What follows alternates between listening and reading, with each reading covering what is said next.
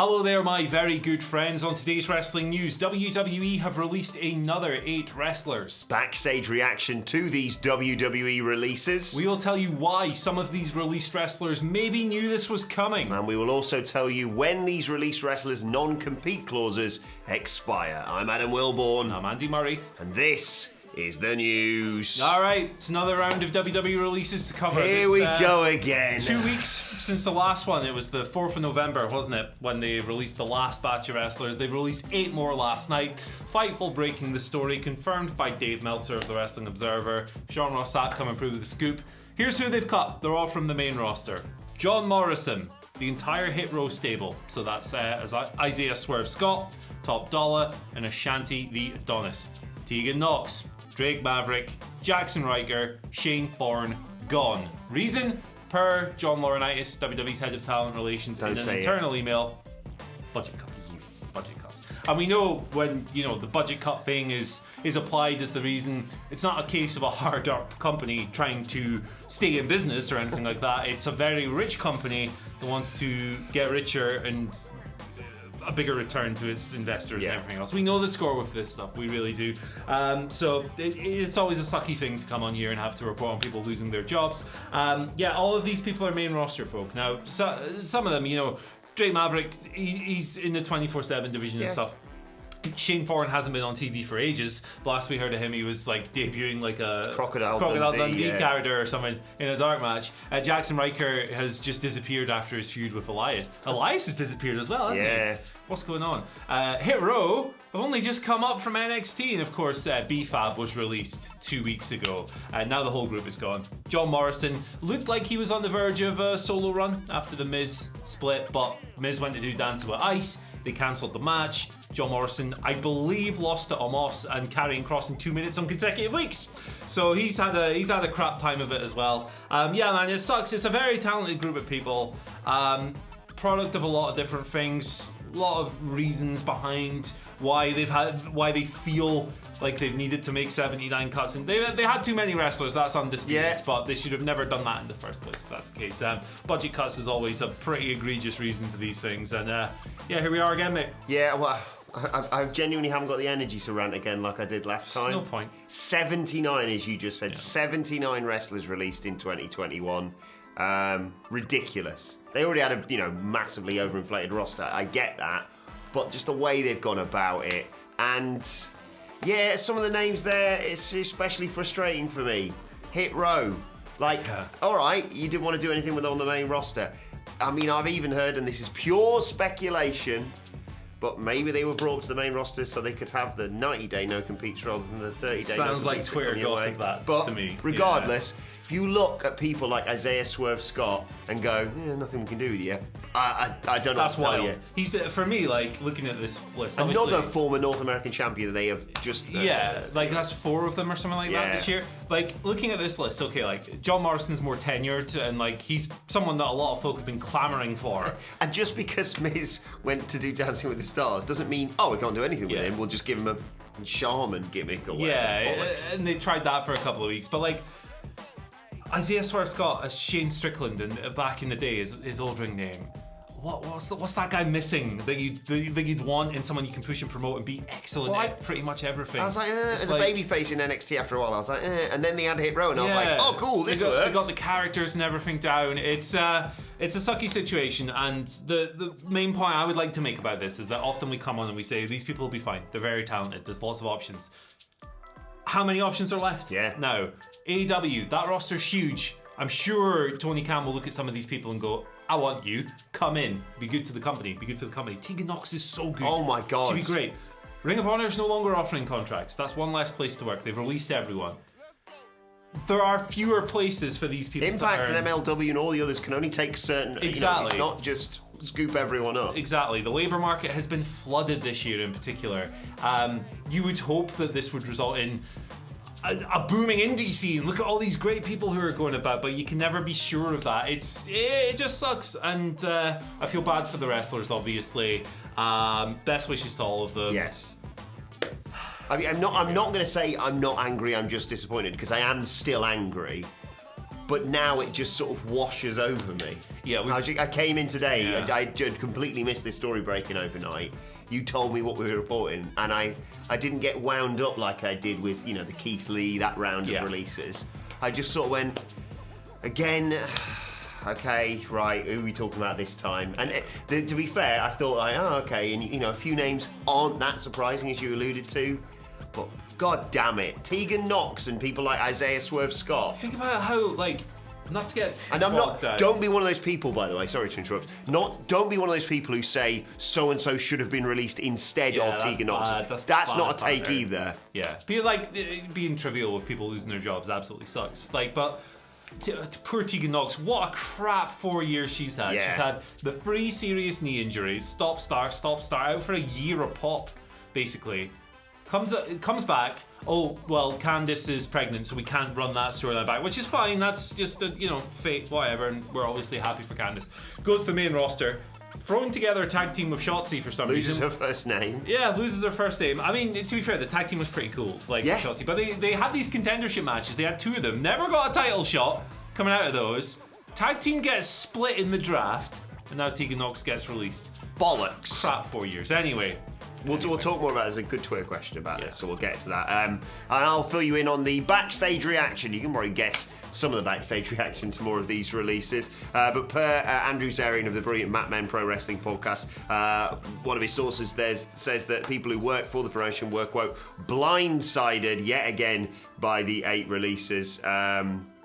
He had been previously told, Andrew Zarian, from the people that he knew, that the previous round of releases, stay with us, there's quite a few to talk about, that was meant to be the last one for this year. Then this comes along, and talking about the amount of talent let go in 2021, another source offered this quote: unfortunately, there are a lot of all-star players who will never get a chance to get off the bench, and I think that really does sum it up perfectly.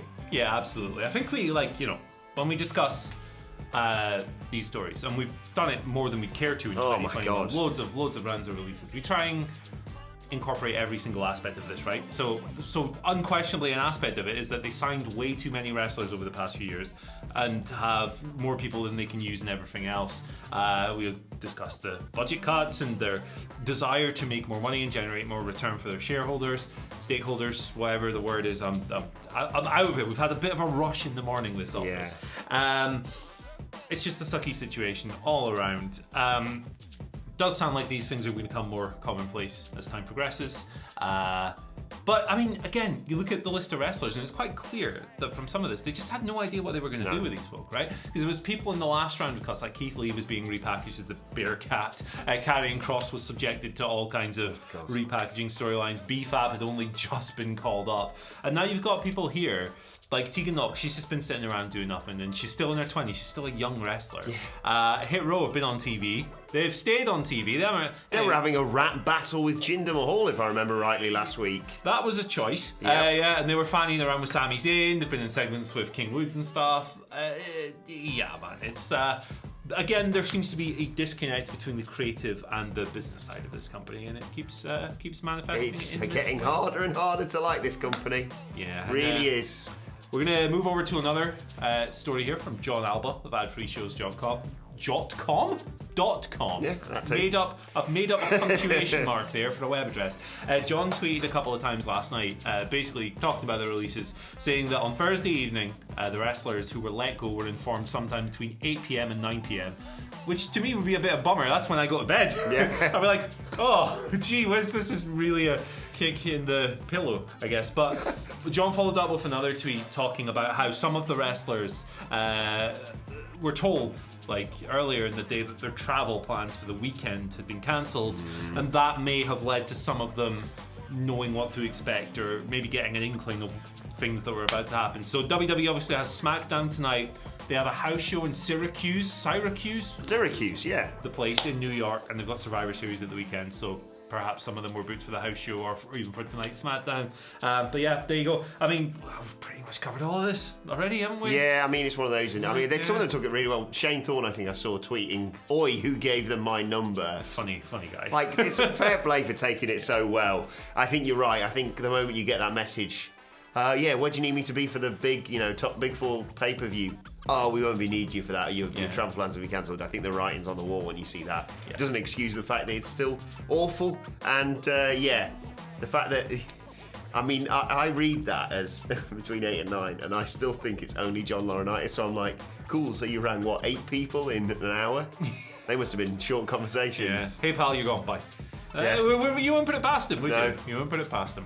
Best of luck in your future endeavours. Piss off, you heartless bastards. Right, let's update you on when hopefully you can see if some of those are your favourite wrestlers, and regardless of whether or not your favourite wrestlers or not, if you like these guys, go and support them in all the usual ways, whether it be buying their merch or just following them and finding out when they can do those indie dates. Because in terms of non-compete clauses expiring, those names that we've just talked about should be able to work elsewhere from the 16th of February next year. If any of them have got 30-day non-competes from their time in NXT, I doubt it. Yeah, it's but if unlikely. that is the case, that would be the 18th of December 2021. It's just the fact that they not only released these people, and they released these people, some of whom, like you say, they've just gone, oh, we've got big things for you. Piss off, you're fired. Yeah. They've now got the temerity to be like, and you can't wait for anyone until, a month or two into next year. The independent contractor status, once again, sucks. You're not given the full benefits of being a full-time employee, but you're expected to adhere to these non-compete clauses. And many industries have them, but usually for people that are classified as employees, not independent contractors. I agree with Bryan Danielson, just to draw a line under all of this. If the company has the ability to say you can't work anywhere for 90 days, you should have the ability to say the company, I'm gone in 90 days, if you want. Quite right. Right, let's move on to your Twitter questions at WhatCulture WWE. Of course, we want to get in touch with us today. First question about this comes from Biggest Joe, who says, hi guys, how long can WWE go without realising their incompetence to make stars with another batch of releases? I know every released star will thrive elsewhere, and sooner or later the penny will drop when WWE come calling that it isn't place to go to shine. Do you think, I ask you this every question every time and you give me the same answer, but I'm going to ask it again.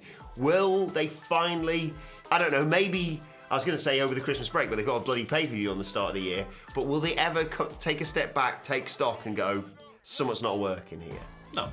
Because they're making money in spite of themselves. They're making money hand over fist. They're when the next batch of TV rights deals comes up, they're going to make even more money because that's the way things are trending.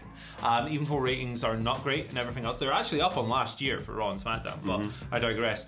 They're not tremendous compared to what they would have been back in the day, but Raw and SmackDown still perform in the 18 to 49 demographic very well on their chosen evenings, often topping the charts, SmackDown in particular. So there's no real impetus for them to do that. I do agree that their star-making process is woeful. I mean, literally, if you look at the current roster, there are very few people on there who push business in the right direction. Roman Reigns might be one of them, but then again, when they booked him for the upcoming Long Island show, of the Raw show that they booked there, and they announced Roman Reigns to drive ticket sales, he only sold something like 400 in a month. Yeah. So he's not like this major league Steve Austin draw.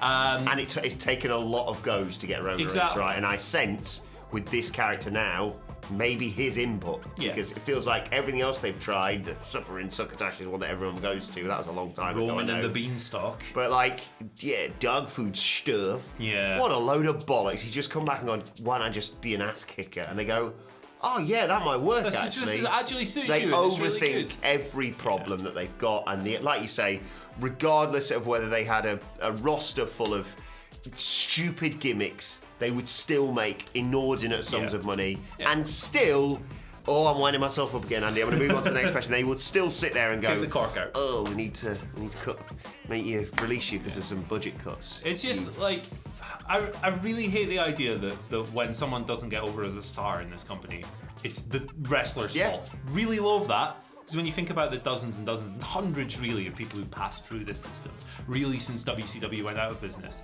that are extremely talented and they just haven't been able to make money with, and I don't think it's the wrestler's fault, guys. Not everyone, we're not sitting here saying... None of the question says that. No, but not everyone has to sit there and be themselves, but they also don't have to be this preposterous character invented by a senile old git who doesn't know what makes things popular anymore. Why does I'm not saying Karrion Kross should have been a WrestleMania main eventer or anything, but why does he have to wear a gimp mask? Yeah. You know? You had and it was divisive, but you literally, NXT, the developmental brand, you went, let's give this a trial run. Well, this really gets over, so let's split him up with Scarlett and make him death like Quang. Right, I'm going to wind myself up again. Irish Viking 383 gives us our second question of the day, saying with the ratings dropping year on year, will Fox USA not want to renew the TV deals with WWE when they come up, or would they consider cancelling them early? If I was a TV exec, I wouldn't want to be spending so much for this rubbish. This is an argument I see a lot when the ratings come out from Alvarez or whoever it may, Brandon Thurston, all the great guys who provide us with these details. Yeah, I get it. People look at it and go, oof, it's not the millions and millions that they used to have. But as you just mentioned there, Andy, the business is different now. And in the eyes of TV people, they are actually doing that. They are. Like, SmackDown's often the top show. NXT's not, but you know. Yeah, NXT's having a nightmare. But SmackDown is often the top show on all of television on Friday nights. So while obviously these numbers are not Monday Night War numbers, and they never will be again, they're still performing well relative to the competition. Raw is often in the top 5, sometimes in the top 3 or whatever. Shows are still doing well. There is a level. Ratings are often analysed quite poorly. So the same goes for all of these companies. AEW Rampage is the best example of that, because people see 550,000 in a 0.2 in the demo and go, that sucks, that's awful, it's going to get cancelled. But it's like one of, if not the most watched show in its bad time slot every week. SmackDown and Raw's numbers they're up on the previous year, but they're not good when you consider 20 years of history, and yet it's still top on television quite often. So, and they love the live sports aspect of it. That does well for them as well. And I think the key thing here is, if these were on at a normal time here in the UK, we always have to catch up the next morning or whatever it may be. Would you sit and watch them live? I wouldn't. I wouldn't watch Raw or SmackDown or NXT live. I think or Rampage, probably. I think Raw in particular benefits from the fast forward button, for sure. Oh, without question. But I can't remember the last time I watched that show not on double speed. And I have to review it. I'm a time and a half guy, because my brain is spaghetti and I don't process things at double speed. But yeah, absolutely. It's a whole world, the TV analysis side of it. And I'd encourage anyone interested in that to get into Brandon Thurston's work with WrestleMania. Yeah, he's the independent foremost expert. Final question about this. We will wrap this up now. Mark Brightman says, good morning, gentlemen. Considering WWE closed another international location and released a whole load of wrestlers again yesterday, does it feel like there is a huge announcement coming soon? Is Vince selling WWE? So just to follow up on that, WWE have now denied the story about the Mexican office. So bit of confusion there. Given long answers for all of these questions, short one for this, I will believe Vince is selling it when I see it with my own eyes. Yes. I just think they're just trying to make money, even more money, because Because they like money. Heartless bastards! Right, okay, let's cheer ourselves up. They don't like people. Let's cheer ourselves up with today's, and finally, from a guy we've talked about already. Shout out to him for covering all this brilliantly, as he often does. No crap, just sap, Sean Ross Sapp of Fightful.com, who revealed... I just love this story, and I just thought it'd be nice to warm our hearts with it today. The Butcher of The Butcher and the Blade. My guy. Your guy, Andy Complained, is that right? On Twitter? That's right. He obviously wrestled alongside the Blade against Orange Cassidy and bloody Tomohiro Ishii on Dynamite. It was the bit where he's in the corner and he just looks at him and he starts leaning into the Butcher's chops. That was a moment. But Sean Ross Sapp revealed, the Butcher basically has been touring with his band and had a night off to get the kicked out of him by Tomohiro Ishii. And, I mean, you know him relatively well. I mean, what a life that is. That's awesome. He's touring with Every Time I Die. Going to see Every Time I Die in February. Looking forward to seeing the Butcher in his other form of work. Does he walk around the stage like that? That's what I want to know. What, do the lunges, the knees that hurt me every time I try to do them. Yeah, this is what a cool life. You play in a badass hardcore, metalcore, whatever band one day, you take a night off, you go and wrestle Tomohiro Ishii. It's really cool. And actually, I saw a cool meme on this match as well. Just a screenshot with the guy, Tomohiro Ishii's nickname, the Stone Pitbull. Mm-hmm. Imagine that the butcher is mad, because he's obviously a butcher. This dog is just stolen some sausages from his shop. That's the basis of this match. Some other Beano. Yeah, brilliant. It's quality. Right, well, there's at least something to make me laugh today, I suppose. Let us know your thoughts on that and all today's news stories in the comments section below. Don't forget to like, share, and subscribe. And subscribe to What Culture Wrestling on iTunes, Spotify, wherever you get your podcasts from for daily wrestling podcasts. We'll be talking more about this as part of the SmackDown preview. We're going to be previewing Rampage, and we got WhatCulture with a hashtag Bloody Good Quiz. Don't forget to join us on Sunday for our Survivor Series live stream. Myself and Phil Chambers will be doing that one.